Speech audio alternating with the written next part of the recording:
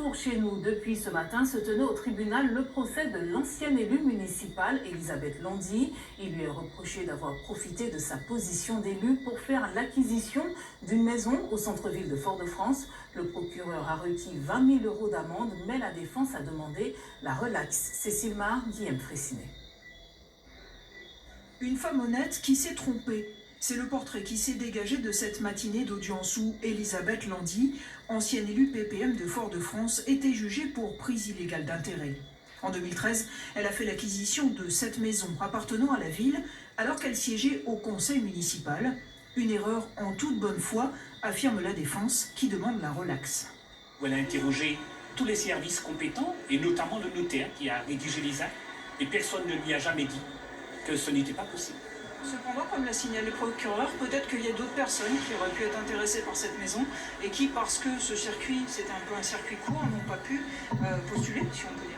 Alors, j'ai pas tout à fait la même lecture parce que j'ai vu qu'il y avait d'autres personnes qui avaient pu être intéressées par des acquisitions dans Fort-de-France, ce qu'on appelle souvent les dents creuses ou des bâtiments en abandon manifeste. Maintenant, savoir comment Madame Landy à ce moment-là se trouve acquéreur de cette maison-là, de cette win-là, comme je l'ai indiqué à la juridiction, c'est toute une autre affaire. C'est en 2020 que la justice se saisit de l'affaire, après l'article du site Bondamment Jacques qui déclenche la plainte d'une association anticorruption Anticorps. Si le conseil d'Anticorps affirme aussi croire en la bonne foi d'Elisabeth Landy, elle demande cependant une condamnation. Quand on est élu de la commune de Fort-de-France, on ne peut pas acheter un bien, surtout quand on siège au conseil municipal, ce n'est pas possible. Et c'est pas possible aussi de passer par des biais de SCI où effectivement son nom n'apparaît pas, parce que ça paraît suspect. Et ces gestes-là, de toute façon, créent la suspicion chez le citoyen.